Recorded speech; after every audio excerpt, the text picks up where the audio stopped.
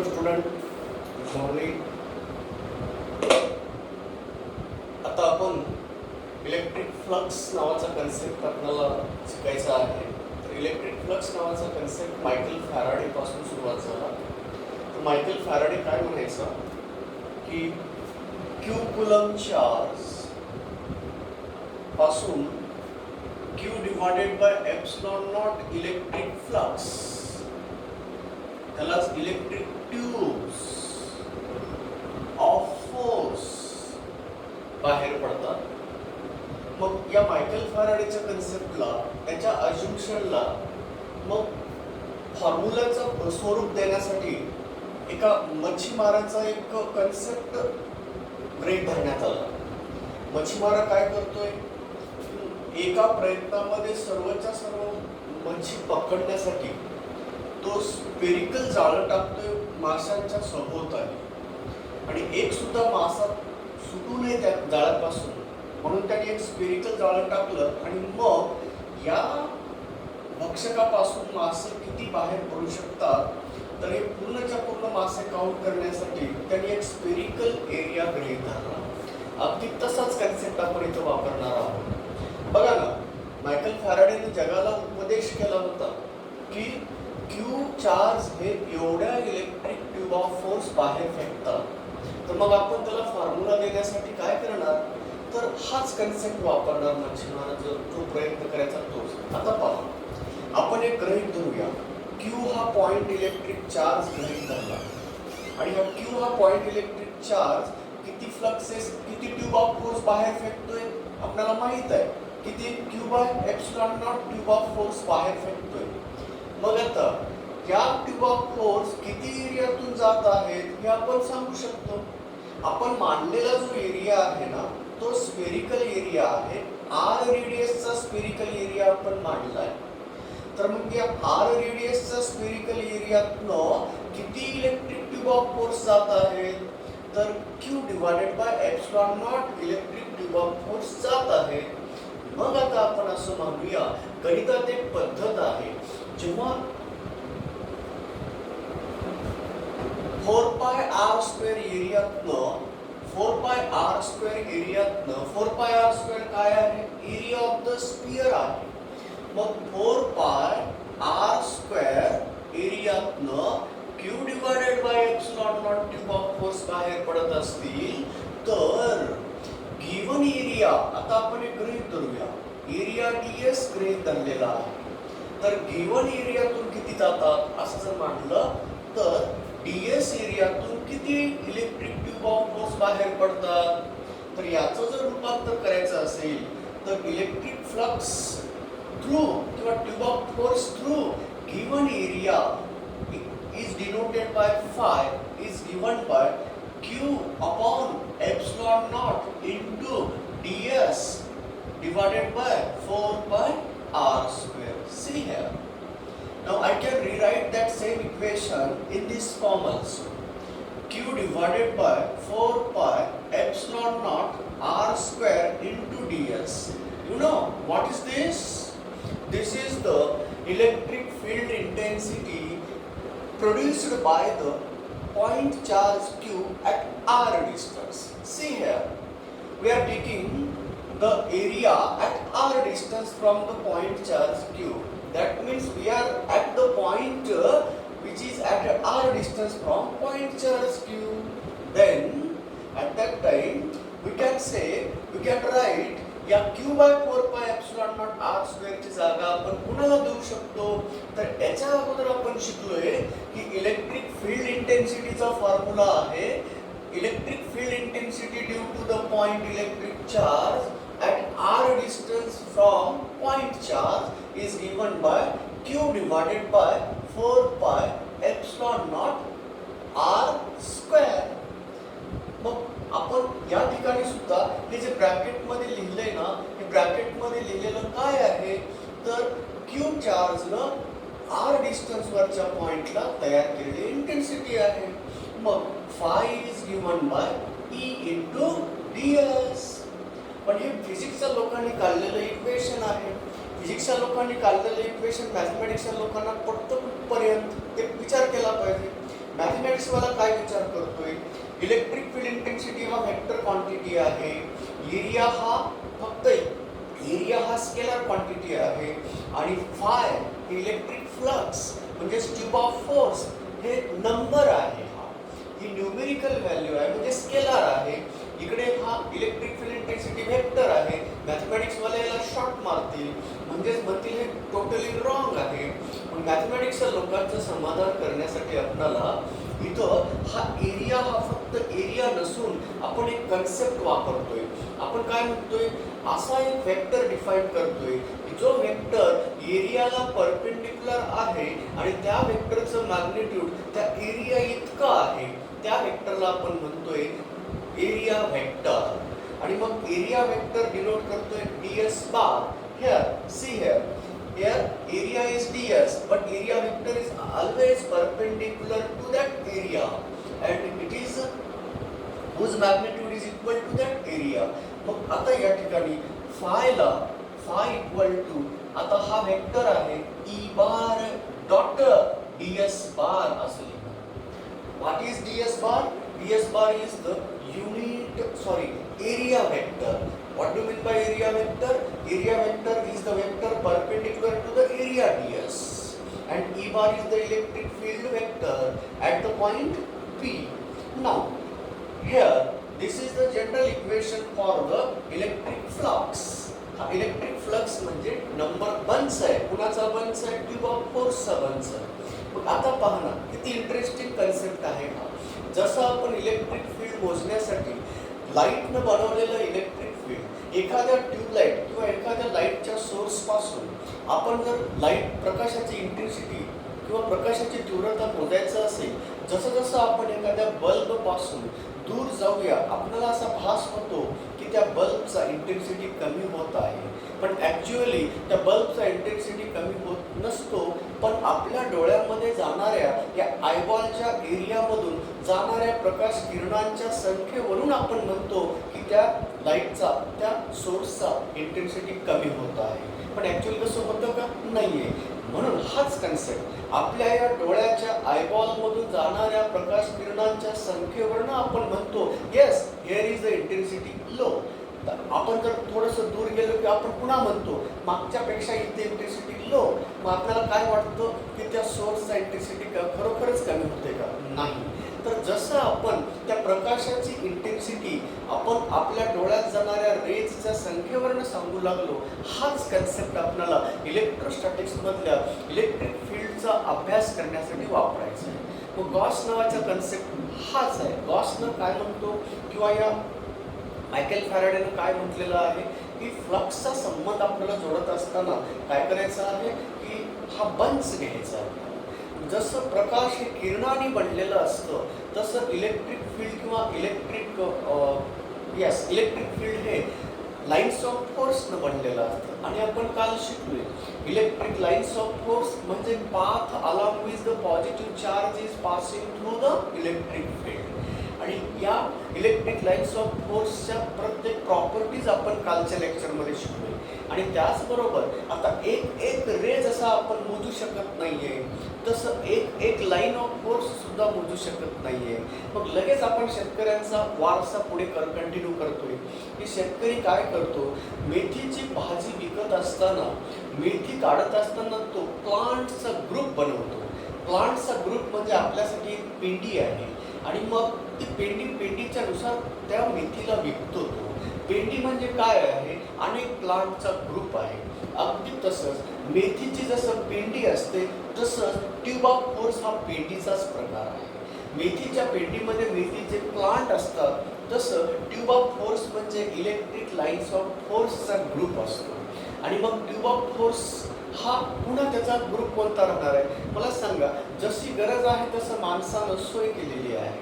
आपण जेव्हा मेथी शेतकऱ्याकडनं घेतोय, शेतकरी काय करतोय, मेथीच्या जुड्या बनवतोय म्हणजेच पेंडी बनवतोय आणि त्याचा एक मोठा भारा बनवतोय आणि तो भारा हा मार्केटमध्ये आणतोय.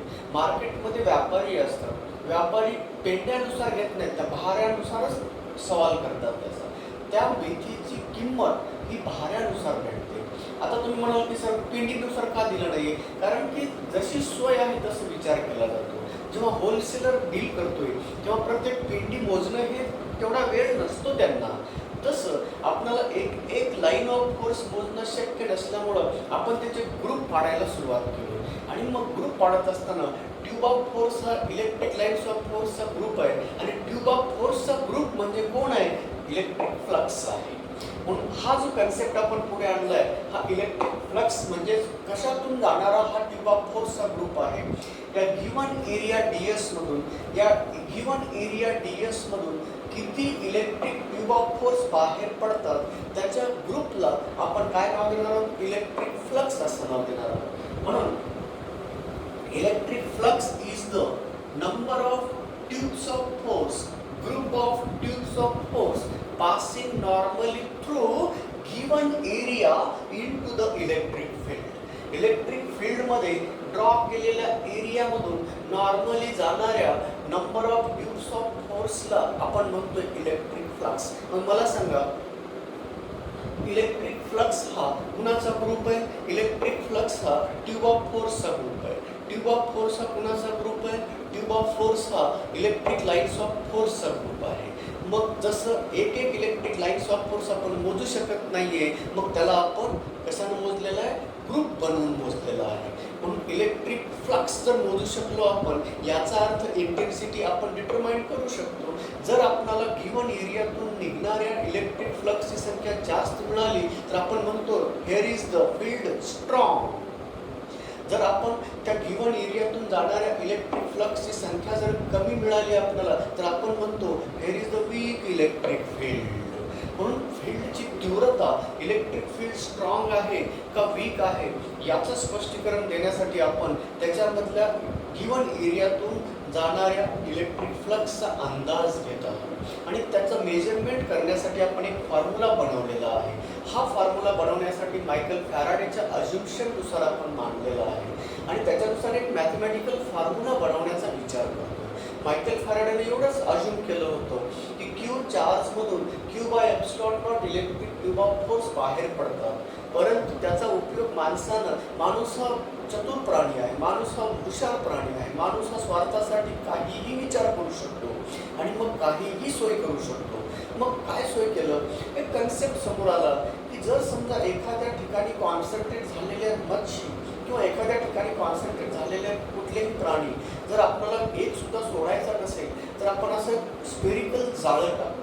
आपण जर असं वरून जाळं टाकलं तर खालून मच्छी गेल्या असत्या, खालून जर जाळं आलं तर वरून उड्या मारून मच्छी जाऊ शकल्या असत्या. एक सुद्धा मच्छी जर जाऊ द्यायचं नसेल तर आपण स्पेरिकल जाळं घेतो ना, अगदी तोच कन्सेप्ट इथं वापरलेला आहे आणि त्या कन्सेप्टमधनं आपण एक फॉर्म्युला डिराईव्ह केला. हा फॉर्म्युला डिराईव्ह करत असताना शेतकऱ्यांचा कन्सेप्ट होता आणि मग मच्छीमारांचा कन्सेप्ट होता. मग या कन्सेप्टला कंटिन्यू करण्यासाठी मॅथमॅटिक्स क्लासिकल डायनॅमिक्सने ॲक्सेप्ट केलं पाहिजे. क्लासिकल डायनॅमिक्समध्ये ज्या गोष्टी सत्य आहेत, 100% सत्य आहेत, त्याच क्लासिकल डायनॅमिक्स स्वीकारतो. जर एखादी गोष्ट जर क्लासिकल डायनॅमिक्सला त्रास देत असेल म्हणजेच त्याचे रूल्स आणि रेग्युलेशन्स फॉलो करत नसतील तर त्याला कम्प्लीट इलिमिनेट करत असतो. जसे की काही वर्षापूर्वी प्लुटो हा ग्रह आपण काय केलेला आहे आपल्या या गॅलेक्सीमधनं बाहेर काढलेला आहे, कारण तो रूल्स आणि रेग्युलेशन्स फॉलो करायचे आणि क्लासिकल डायनॅमिक्स रूल्स ओबे होत नव्हते. तसं इथं आता क्लासिकल डायनॅमिक्स काय ॲक्सेप्ट करतं कायला बघायचं तर क्लासिकल डायनॅमिक्स थोडंसं कन्फ्यूज होतं की बघा इकडे इलेक्ट्रिक वेक्टर आहे आणि इकडे तर स्केलार आहे. मग या वेक्टरला स्केलार बनवण्यासाठी काय केलं पाहिजे? फिजिक्समध्ये अज्युम्शन्स असतात. अज्युम्शन जरी असले तर ते सत्य असतात, त्याला कुठेतरी सत्याची झालर लागलेली असते. जर सत्यानं जर त्याला स्वीकारलं नसेल तर ते अज्युम्शन्स फ्लॉप होत असतं. म्हणून इथं आपण अज्युम केलं, एरिया वेक्टर नावाचा कन्सेप्ट अज्युम केला आणि एरिया वेक्टर नावाचा कन्सेप्ट अज्युम केला. जर एरिया ds बार आणि इलेक्ट्रिक इंटेन्सिटीमध्ये जर थीटा अँगल असेल तर how can you determine the electric flux through that area? Now I have the expression for electric flux passing through area ds and now we are discussing some certain cases. जर electric इंटेन्सिटीला आपण मांडलेला area जर inclined असेल म्हणजेच कसं त्याची आकृती काढून दाखवतो तुम्हाला.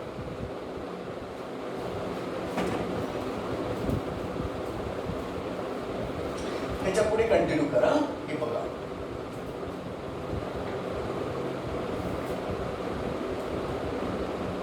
आहे electric field vector intensity E bar आणि आपण एरिया ds असा घेतलेला आहे. हा एरिया ds आहे, पण हा एरिया ds म्हणतो मी. मग एरिया वेक्टर कसा असेल? या एरियाला परपेंडिक्युलर असेल. हा झाला area vector.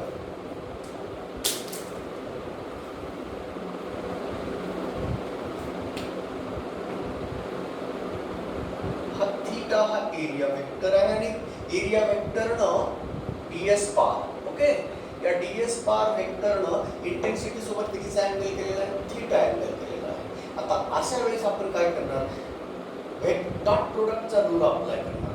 If two vectors e bar and ds bar makes an angle theta with each other, then the dot product of that two vectors, it is also called as scalar product of that two vectors, is given by ds bar dot e bar is equal to e ds cos of theta. And that's why we can write the electric flux passing through the area ds, which is assumed in the electric field having intensity E, which inclined by an angle theta with area vector. Then phi equal to E ds cos theta. या सूत्राला आपण 4-5 वेळेस वापरणार आहोत. Gauss theorem याला वापरलेला आहे आणि Gauss थेरमच्या proof साठी याला वापरलेला आहे. गॉसेस लॉ आपण म्हणतो, गॉसेस थेरम असं म्हणतो. हा गॉसेस थेरम किंवा लॉ प्रूव्ह करण्यासाठी आपण याचा वापर करणार आहोत. मला सांगा, हा जो फॉर्म्युला काढलाय आपण मायकल फॅराडेच्या अझम्पशनला गृहीत धरून काढलेला आहे आणि हा एक mathematical relation, true mathematical relation निर्माण झालं. मग जेव्हा एरिया वेक्टर हा इंटेन्सिटी सोबत थीटा अँगल करत असेल तर fluxes through that area is given by this formula. Now special case, if the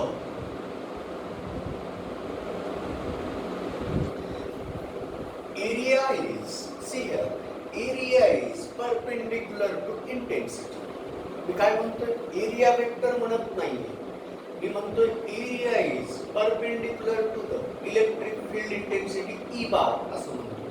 मग मला सांगा, एरिया जर परपेंडिक्युलर आहे electric field intensity E bar तर केस अशी होते. हा इंटेन्सिटी वेक्टर ई बार आहे आणि हा एरिया आहे. हा जर area perpendicular to the intensity असेल तर एरिया वेक्टर हा ऑलरेडी एरियाला परपेंडिक्युलर असतो. मग या दोघांमधला अँगल कितीचा झाला? मग 0 झाला. मग जेव्हा if area ds is perpendicular to intensity then theta is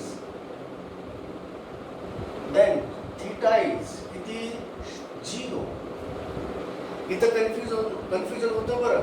मुलं काय करतात, इथं परपेंडिक्युलरचं साइन दिलेलं आहे आणि थीटा 0 का घेतोय? तर बाळांनो, हा जो परपेंडिक्युलर साइन आहे ना, हा आपण परपेंडिक्युलर कोण कुणाला आहे असं म्हटलं? फक्त एरिया हा शब्द वापरला, एरिया वेक्टर हा शब्द वापरला नाही. हा थीटा जो आहे ना, एरियानं बनवलेला अँगल नाही, एरिया वेक्टरनं बनवलेला अँगल आहे. पुन्हा सोबतचा इंटेन्सिटी वेक्टर सोबतचा. मला सांगा, मी इथं ॲरो जर दिला असतं ना तर हा थीटा 90 झाला असता. मी इथं ॲरो दिलं नाहीये, याचा अर्थ थीटा हा पुन्हा सोबतचा घेत आहे, एरिया वेक्टरचाच घेणार आहे. पण थीटा हा एरिया वेक्टर सोबतचा आहे आणि इथं मी एरिया परपेंडिक्युलर टू इंटेन्सिटी म्हटलेलं आहे, एरिया वेक्टर म्हटलं नाहीये, म्हणून थीटा 0 झाला. म्हणून लक्षात घ्या, थीटा 0 का झाला? कारण की एरिया परपेंडिक्युलर टू इंटेन्सिटी असल्यामुळं area vector along the direction of intensity असतं आणि एरिया वेक्टर आणि इंटेन्सिटी सोबतचा अँगल हा 0 आहे आणि या फॉर्म्युल्यातला त्यात तोच अँगल आहे. मग थीटाची किंमत जर 0 असेल तर बोला, cos 0 ची व्हॅल्यू असते 1. cos 0 ची व्हॅल्यू जेव्हा 1 होते ना, तेव्हा fluxes through that area ds phi equal to E into ds. You know, cos of 0 has value 1. It is the maximum value of the cos, and therefore maximum fluxes can pass through that area ds when area is perpendicular to intensity bar E bar. मग intensity E बारला perpendicular असेल area तर तेव्हा maximum fluxes pass होत असतात. म्हणून एखादा area तुम्ही इलेक्ट्रिक फील्डमध्ये जर नॉर्मल गृहीत धरला असेल, इलेक्ट्रिक इंटेन्सिटीला परपेंडिक्युलर डायरेक्शनमध्ये जर गृहीत धरला असेल, तर अशा वेळेस त्या एरियातून बाहेर पडणाऱ्या इलेक्ट्रिक फ्लक्स या मॅक्झिमम पडतात. आणि आता त्यानंतर दुसरी केस आहे, जर समजा एरिया इन्क्लाइन्ड असेल तर घेतलंच आपण, पण एरिया परपेंडिक्युलर असेल तर मॅक्झिमम फ्लक्सेस पास होत असतात. आता सेकंड केस, एरिया जर पॅरलल असेल तर इंटेन्सिटीला, म्हणजेच कसं, आता इंटेन्सिटी या दिशेत आहे आणि आपण area in the plane of intensity मांडलेला आहे. जर एरिया जर असा इन द प्लेन आहे तर मला सांगा एरिया वेक्टर हा कसा असेल, परपेंडिक्युलर असेल. मग एरिया वेक्टर हा या इंटेन्सिटीला परपेंडिक्युलर झाला ना. मग इंटेन्सिटीला एरिया वेक्टर परपेंडिक्युलर झाला म्हणजे थीटाची किंमत 90 आणि थीटा 90 असेल तर कॉस 90 0 आणि no electric flux can pass through that area which is in the plane of the intensity. म्हणून सेकंड केसमध्ये असं लिहितो, आकृतीने त्याला दाखवतो कसं असतं.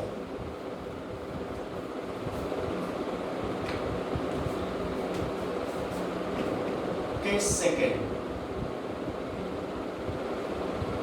if area ds parallel, area म्हणजे area वेक्टर म्हणजे area ds parallel to intensity, area ds जर इंटेन्सिटीला पॅरलल असेल then म्हणजे सिच्युएशन कशी असेल ही बघा. हा इंटेन्सिटी वेक्टर ई बार आहे आणि एरिया ds त्याच्या प्लेन मध्ये आहे. मग हा एरिया वेक्टर ds बार हा फक्त एरिया ds. मग थीटा कितीचा झाला, एरिया वेक्टर सोबतचा अँगल असतो ना, थीटा कितीचा झाला, 90 चा झाला. म्हणून then theta equal to 90 degree आणि म्हणून देअरफॉर कॉस ऑफ थीटाची किंमत आहे 0. म्हणून fluxes not passing through that area ds, 0 fluxes pass होत असतात. मग मला सांगा, जसं इंटेन्सिटीला नॉर्मल एरिया असेल तर मॅक्झिमम फ्लक्सेस, थोडंसं इन्क्लाइन केलं तर कमी फ्लक्सेस आणि मग नंतर पॅरलल केलं तर 0 फ्लक्सेस जातात. तर हा झाला इलेक्ट्रिक फ्लक्स नावाचा कन्सेप्ट. मायकल फॅराडेने जगाला अज्यूम केलं होतं आणि त्याच्यानुसार आपण इलेक्ट्रिक फ्लक्स नावाचा कन्सेप्ट इथं शिकला. आता गरज पडते या इलेक्ट्रिक फ्लक्स नावाच्या कन्सेप्टचा आधार घेऊन गॉस काय म्हणतोय, तर गॉस थेरम प्रूव्ह करायचं. म्हणून आपली महत्त्वाची मीटिंग पुढची आहे की Gauss's theorem for the electric flux. तर मग गॉस थेरमचा अभ्यास करूया.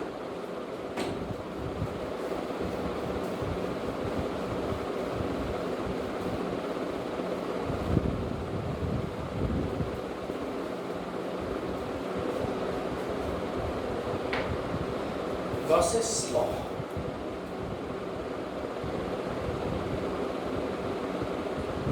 किंवा थेरम सुद्धा म्हणतो.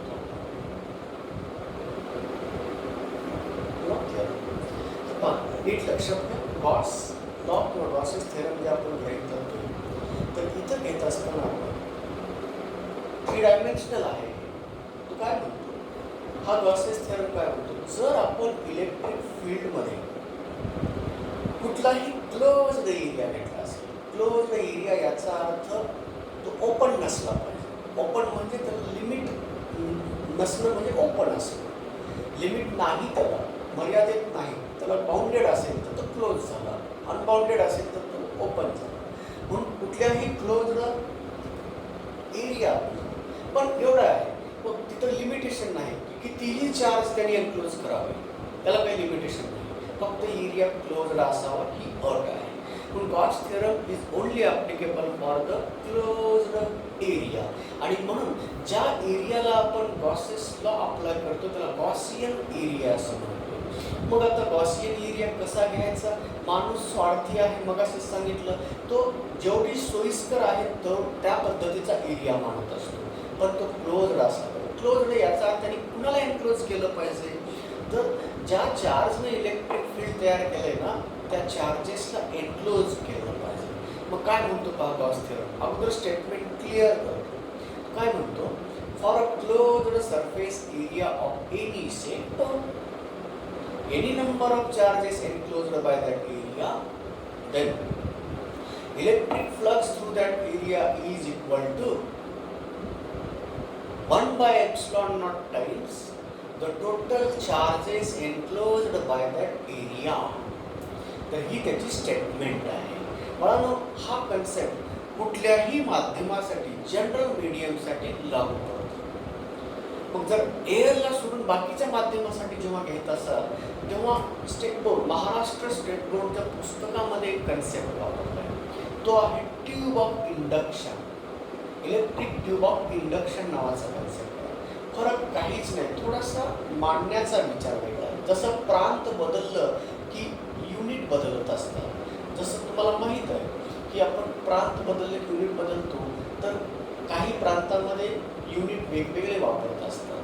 कसं, फॉर एक्झाम्पल आपण जर समजा काही भागामध्ये गेलात तर तिथं जेव्हा आपण दळण्याच्या चक्कीमध्ये दळण दळण्यासाठी जातो आहे तर काही भागामध्ये पायली नावाचे युनिट वापरतो. पायली म्हणजेच किती किलोची पायली आहे. पायली हे शेतकऱ्याचं युनिट आहे धान्य मोजण्यासाठी आणि त्याला सायन्सचं युनिटचं जोड लावलेली असते.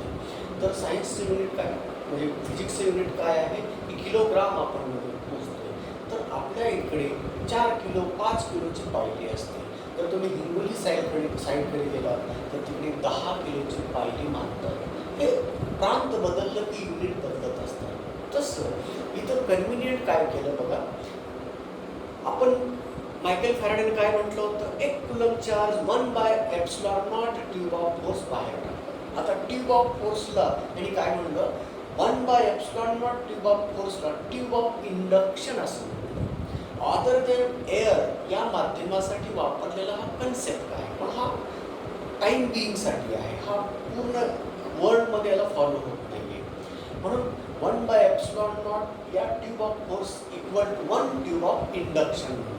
मग आता मला सांगा 1 कुलममधून किती ट्यूब ऑफ इंडक्शन जातील? 1 ट्यूब ऑफ इंडक्शन.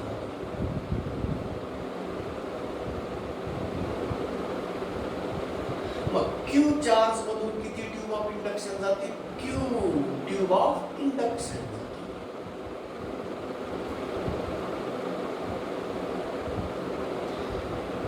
हे स्टेट बोर्डच्या पुस्तकामधलं कन्सेप्ट आहे. ट्यूब ऑफ इंडक्शन तिथं वापरायचं, कारण स्टेट बोर्डची परीक्षा देत असताना आपल्याला स्टेट बोर्डमध्येच वर्डिंग काय वापरले तेच वापरावं लागतं, ते रिस्ट्रिक्शन असतं. म्हणून ते स्पष्ट करतो तो तुमच्यासमोर. मग मला सांगा यानुसार गॉस थेरम कसं स्टेटमेंट द्यायचं? जसं मी म्हटलं होतं ना, क्लोज्ड एरिया तो कितीही चार्जनं इन्क्लोज केलेला असला पाहिजे, तो फक्त क्लोज्ड एरिया असावा. त्यातून निघणाऱ्या, आता मी इलेक्ट्रिक फ्लक्स हा शब्द वापरला होता. इलेक्ट्रिक फ्लक्स हा कुणाचा ग्रुप आहे? ट्यूब ऑफ फोर्सचा ग्रुप आहे. पण इथं वापरताना टोटल नॉर्मल इलेक्ट्रिक इंडक्शन असं म्हणतो. TNEI total normal electric induction म्हणजेच इलेक्ट्रिक फ्लक्स. त्या नॉर्मली जाणाऱ्या टोटल एकूण नॉर्मली जाणाऱ्या इलेक्ट्रिक ट्यूब ऑफ इंडक्शन्स याचं सुद्धा सूत्र आहे epsilon not E ds cos theta. म्हणजे इथं एप्सिलॉन नॉट येतो, तिथं आपल्या याच्यामध्ये एप्सिलॉन नॉट आला नव्हता. म्हणून बोर्डाच्या पुस्तकामध्ये, महाराष्ट्र स्टेट बोर्डच्या पुस्तकामध्ये हा इथून सुरुवात करायची. मग आता हा total normal electric induction Gauss theorem काय म्हणतो?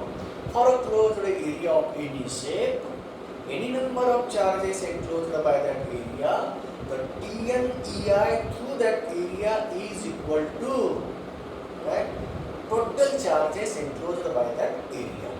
म्हणजे इथं 1 बाय एप्सिलॉन नॉट वापरण्याची गरज नाही, कारण 1 बाय एप्सिलॉन नॉटलाच त्यांनी काय म्हटलंय, एक ट्यूब ऑफ इंडक्शन असं म्हटलंय. 1 by epsilon nought tube of force म्हणजेच एक ट्यूब ऑफ इंडक्शन. म्हणून TNEIच्या भाषेमध्ये म्हटलं तर असं डिफाईन करायचं, असं स्टेटमेंट द्यायची गॉस थेरमची.